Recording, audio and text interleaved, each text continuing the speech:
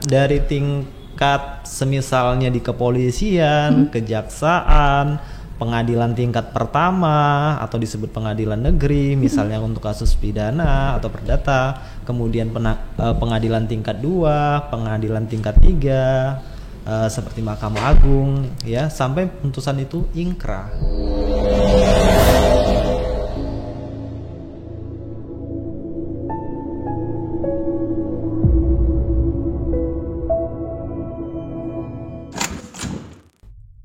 Assalamualaikum warahmatullahi wabarakatuh.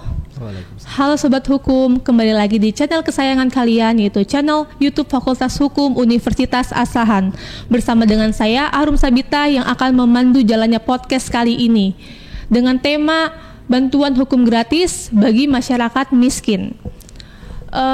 Jangan lupa ya bagi kalian sebelumnya untuk like, comment, subscribe serta share channel YouTube ini karena sangat berharga bagi kami. Tentunya pada bincang-bincang kali ini saya tidak sendirian, saya ditemani oleh narasumber yang sangat luar biasa dan keren, yaitu ada Bapak Billy Julansyah Putra SHMH selaku Direktur Lembaga Konsultasi dan Bantuan Hukum Fakultas Hukum Universitas Asahan. Halo Bapak. Halo kembali. Gimana Pak kabarnya? Baik. Oke, kita ini manggilnya Bapak atau Abang nih? Gimana enaknya saja. Oke, berarti Abang aja ya. Iya. Oke, biar kita makin akrab nih Bang. Boleh. Terus juga agar audiens ini lebih kenal juga nih Abang. Iya. Boleh dong Bang, tolong untuk memperkenalkan dirinya kepada audiens. Oke. Perkenalkan, nama saya Billy Julansyah Putra SHMH. Umur saya 29 tahun. Saya tinggal di Dusun 2, Desa Seibalai, Kecamatan Seibalai, Kabupaten Batubara. Latar belakang pendidikan saya di SD Negeri 014744, Desa Tanjung Mulia, dan SMP saya di SMP Taman Siswa Cabang Sidomulyo. Dan SMA saya di SMK Negeri 150 dan selesai pada tahun 2013. Dan lanjut saya mengambil kuliah Prodi Ilmu Hukum di Fakultas Hukum Universitas Asahan pada tahun 2013 dan selesai pada tahun 2017. Dan saya lanjut kembali untuk meningkatkan pendidikan saya dan ilmu pengetahuan saya di Universitas Sumatera Utara dan mengambil program studi Magister Hukum. Oh, jadi Bapak ini adalah alumni Fakultas Hukum Universitas Asahan. Iya, benar. Oke. Kalau boleh tahu nih Bang, Abang ini berprofesi sebagai apa nih sekarang? Profesi banyak, sebagai advokat, guru, dan dosen. Advokat, guru, dan dosen. Oke. Kalau untuk advokat sendiri nih Bang, sudah berapa lama Bang menjadi advokat? Menjadi advokat dari tahun 2020 bulan 3 hingga sampai sekarang ini. Akan tetapi saya menggeluti profesi tersebut sebagai paralegal dimulai dari tahun 2017. Oke. Lalu apa sih Bang alasan Abang itu untuk menjadi seorang advokat? Yang pertama, bisa bermanfaat atau membantu orang lain dalam hal dampingan hukum. Kemudian yang kedua, profesi hukum ini seakan menantang bagi saya. Oke. Apakah advokat ini adalah cita-cita Abang dari kecil, dari awal, atau memang mengalir aja Bang? Jadi semulanya profesi ini tidak cita-cita saya. Akan tetapi saya dari kecil itu berharap dan bisa membantu orang lain baik dalam proses hukum maupun kegiatan apapun. Oke Bang. Jadi pengalaman Abang nih selama menjadi advokat nih, apa sih Bang pengalaman baik dan buruknya Bang? Bisa diceritakan? pengalaman baik ya dapat membantu orang lain. Kemudian nama kita dapat dikenal oleh masyarakat, dan mungkin pengalaman buruk yaitu kita mungkin dibenci oleh lawan kita, kemudian honor daripada kuasa itu tidak dipenuhi. Oh, berarti honor kuasa tidak dipenuhi, itulah keburukannya. Oke. Jadi Bang, tantangan Abang nih Bang, selama jadi advokat itu apa Bang? Tantangannya? Tantangan sebagai advokat ini yang pertama itu ya kita harus mempersiapkan ilmu. Kemudian kita itu berhadapan dengan pejabat atau penegak hukum yang dimana kita harus ekstra keras untuk berusaha memenangkan perkara yang kita tangani. Berarti itu tantangannya? Atau ada tantangan lain Bang? Saya rasa hanya itu. Oke. Gini, ini kan tema kita kan bantuan hukum gratis bagi masyarakat miskin. Nah, sebelum kita mengulik jauh lebih dalam nih Bang, mungkin banyak orang awam nih Bang yang belum tahu, bahkan masyarakat luar itu belum ada yang banyak yang belum tahu apa sih sebenarnya lembaga konsultasi dan bantuan hukum itu. Lembaga konsultasi dan bantuan hukum itu ya bermula dari singkatan kata LKBH ya, yang timbul dari universitas sebagai pengabdi masyarakat dalam bidang hukum. Lalu Bang, kan saya sering mendengar nih LKBH dan LBH, itu apa Bang bedanya? Ataukah hanya beda penyebutan saja atau bagaimana Bang? Jadi bedanya LKBH dan LBH. LKBH itu berdiri di dalam kampus. Kemudian LBH itu berdiri di luar kampus berdasarkan perkumpulan atau organisasi yang dibuat. Oke. Jadi Bang, di dalam LKBH ini apakah hanya ada terdiri dari seorang advokat saja atau mahasiswa nih seperti saya nih misalnya yang belum lulus, apakah bisa berkecimpung dalam LKBH juga dalam menangani kasus? Bisa, sebagai paralegal. Jadi membantu seorang advokat dalam menangani suatu permasalahan ya di dalam kegiatan non litigasi. Oke. Kalau boleh tahu nih, non litigasi itu apa Bang? Jadi non litigasi itu kegiatan di luar pengadilan. Oke. Jadi sementara litigasi itu perkara atau kegiatan yang di dalam pengadilan. Jadi kita itu sebagai paralegal berarti kalau misalnya di dalam penyidikan atau persidangan tidak boleh masuk ke dalam area itu? Masuknya boleh, tapi dalam hal untuk pendampingan klien, artinya proses persidangan itu kita tidak diperkenankan. Oh, berarti hanya mendampingi di luar itu saja? Iya, benar. Oke. Pertanyaan selanjutnya nih Bang, LKBH Eva Una sendiri sudah berdiri sejak tahun berapa? Ya, sepengetahuan saya, LKBH Fakultas Hukum UNA ini berdiri dari tahun 2019 dan kemudian saya mengikuti kegiatan ini atau sebagai orang yang masuk di dalam organisasi ini tahun sekitar 2021. Oke. Berarti Abang sekarang menjabat sebagai apa nih Bang? Bagi direktur? Awalnya saya masuk di 2021 itu sebagai wakil direktur.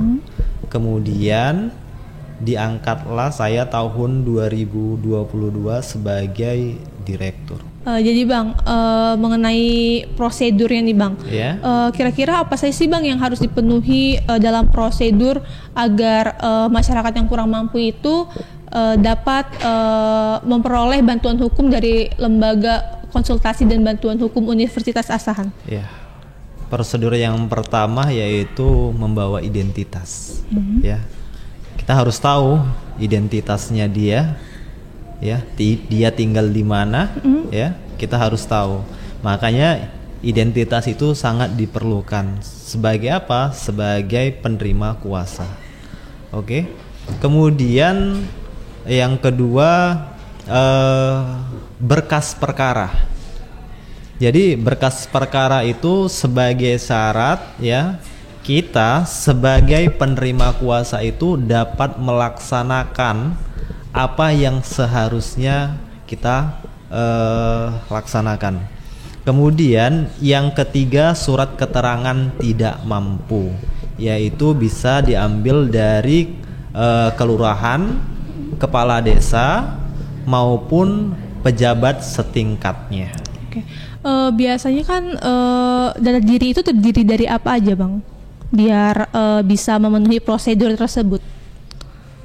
Ya, itu terdiri ada 3. Iya, terdiri apa aja data dirinya? Terdirinya dari identitas. Oh iya. Kemudian berkas perkara, kemudian surat keterangan tidak mampu, itu dari kelurahan, desa atau setingkatnya, ataupun juga bisa dengan surat keterangan miskin dari pemerintah seperti bantuan langsung tunai maupun kartu yang lainnya yang dapat menerangkan bahwasannya dia itu masyarakat yang kurang mampu.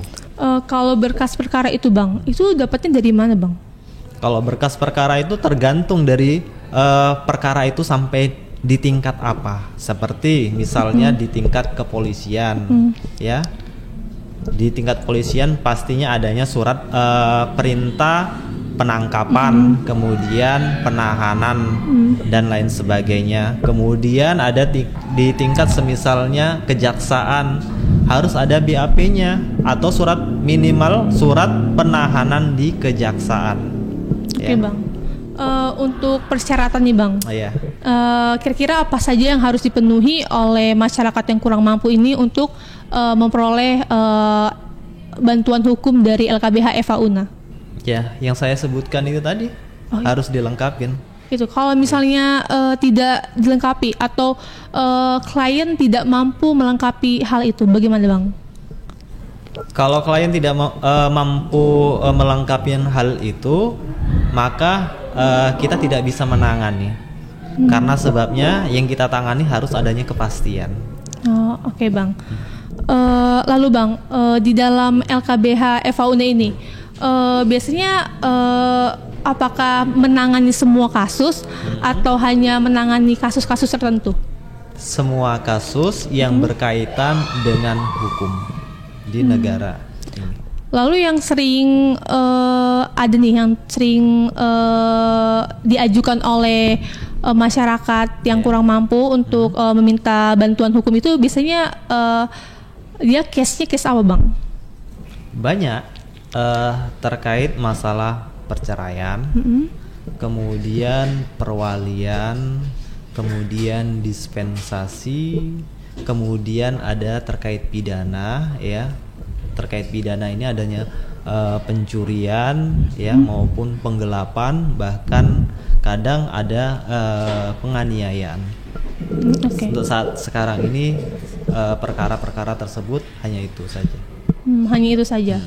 Tapi kalaupun misalnya ada paralegal, mereka tetap bisa ikut mendampingi kan, Bang?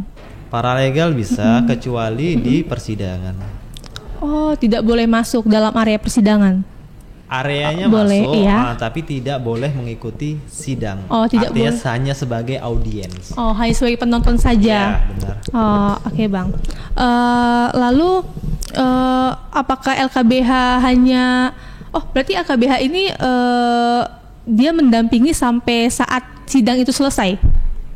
Iya, bahkan dari tingkat semisalnya di kepolisian, kejaksaan, pengadilan tingkat pertama atau disebut pengadilan negeri, misalnya untuk kasus pidana atau perdata, kemudian pengadilan tingkat 2, pengadilan tingkat 3, seperti Mahkamah Agung, ya, sampai putusan itu ingkrah. Berarti dari bawah sampai atas itu benar-benar harus didampingi tanpa terkecuali. Berarti tidak ada jangka waktunya, Bang? Tidak ada. Memang harus benar-benar semuanya clear baru dilepas gitu. Iya. Oh. Akan tetapi ketika pemberi kuasa itu menyabut kuasanya, maka kita tidak berhak untuk menjalankan dampingan hukum tersebut. Nah, berarti sudah selesai perkara tersebut istilahnya kayak Ya, gitu. artinya itu walaupun perkara itu belum selesai, misalnya masih di tingkat penyidikan di kepolisian, tetapi keluarga mencabut kuasa tersebut, ya, dari kita sebagai penerima kuasa, maka kita tidak berhak untuk menangani perkara tersebut. Biasanya kasus yang seperti itu sering terjadi nggak Bang? Misalnya di tengah-tengah dia mencabut tiba-tiba atau jarang? Tidak sering, Oh, tapi pernah. tapi pernah. Oh, kalau pernah berarti ya sudah gitu, dibiarin aja. Ya, itu tergantung kesepakatan. Jadi apabila keluarga atau yang bersangkutan atau juga pemberi kuasa ya mencabut kuasanya, apa yang harus kita lakukan? Kan setidaknya ya kita biarkan, Iya benar. karena itu kemauan mereka. Ya, intinya balik lagi sesuai kesepakatan Dari awal. Oke. Bang, yang kita ketahui kan pasti setiap hal itu pasti ada hak dan kewajiban nih. Iya. Nah, kira-kira apa ya Bang hak bagi penerima bantuan hukum ini Bang? Haknya? Iya. Haknya itu mendapatkan informasi, kemudian mendapatkan dampingan sesuai aturan, ya. Kemudian menyampaikan kepada keluarga terkait data yang dapat dimiliki oleh penerima kuasa. Itu hak untuk bagi si penerima bantuan hukum. Iya. Oke. Kalau kewajibannya Bang? Kewajiban yaitu harus terbuka kepada kita sebagai penerima kuasa. Kemudian harus melengkapi itulah persyaratan atau data-data yang dipegang oleh keluarga, ya. Dan ketiga yaitu harus mengikuti daripada kebijakan yang kita lakukan. Artinya ketika kita mendampingi suatu klien, ya, keluarga itu tidak boleh mengikut campuri ya urusan yang sudah kita tangani gitu. Boleh dong Bang diceritakan nih tentang pengalaman Abang selama menangani kasus LKBH FAUNA ini. Apa Bang pengalamannya? Ya, pengalamannya yaitu menangani perkara perwalian. Yang dimana suatu perkara tersebut, ya, ada seorang ibu yang memiliki, kalau nggak salah saya, sekitar 5 orang anak. Namun anak tersebut ada yang di bawah umur, maka ibu tersebut tidak dapat melakukan jual beli harta warisan tersebut, ya. Jadi dari itu kita perlu untuk mengajukan perkara tersebut ke pengadilan sehingga dapat persetujuan dari pengadilan. Jadi tindakan selanjutnya itu diajukan ke pengadilan? Iya, diajukan di pengadilan, kemudian bentuknya itu permohonan. Apabila dikabulkan atau dapat ditetapkan oleh hakim, maka dari penetapan tersebut, ya, tanah tersebut dapat dilakukan jual beli. Oke, Bang. Kalau untuk tantangannya nih Bang, selama menangani kasus di LKBH FAUNA ini apa Bang? Tantangannya itu tadi ketika proses hukum itu berjalan tidak cepat.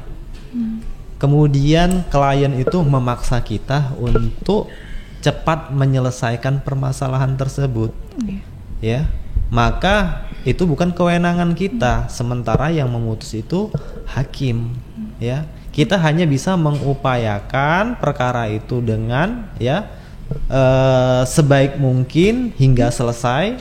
Akan tetapi ketika proses itu lama, ya, kita hanya bisa menunggu, ya, mengikuti proses. Jadi terkadang keluarga itu tidak terima akan hal itu. Itulah yang membuat terkendala. Berarti yang membuat kendala lambatnya suatu perkara itu ada di tangan pengadilan? Ya, bukan pengadilannya, cuman prosedurnya itu tidak cepat. Maksudnya tidak cepat, adanya tahapan. Jadi terkadang klien itu tidak tahu tahapan-tahapan yang ada di pengadilan, walaupun sudah kita jelaskan. Jadi cara mengatasinya Bang itu bagaimana? Cara mengatasi yang pertama kita kasih pengertian. Yang kedua berikan kepercayaan kepada pemberi kuasa bahwasannya kita mampu untuk melaksanakannya. Itu aja. Oke. Nih Bang, kalau boleh tahu nih Bang, akhir-akhir ini nih Abang sedang menangani kasus apa sih Bang? Perkara apa gitu? Akhir-akhir ini saya menangani kasus terkait sengketa pilkades, ya, yang dimana perkara tersebut ya dari kita menggugat Bupati Asahan, ya, dan sampai saat ini masih bergulir di Pengadilan Tata Usaha Negara Medan. Terakhir nih Bang, closing statementnya beserta motivasi untuk mahasiswa-mahasiswa khususnya mahasiswa dan mahasiswi Fakultas Hukum. Jadi saya sampai pada saat ini terus ya dan terus meningkatkan belajar sehingga saya dapat memberikan bantuan hukum itu kepada masyarakat ya dengan baik. Kemudian terkait LKBH yang saat ini saya jalani ya, saya berikan kegiatan kepada mahasiswa sehingga mahasiswa tersebut dapat mempelajari hukum itu secara nyata, bukan hanya sekedar teori. Dan bagaimana juga kampus Fakultas Hukum UNAH ini dapat berjaya, artinya dapat dikenal masyarakat sehingga masyarakat sekitar di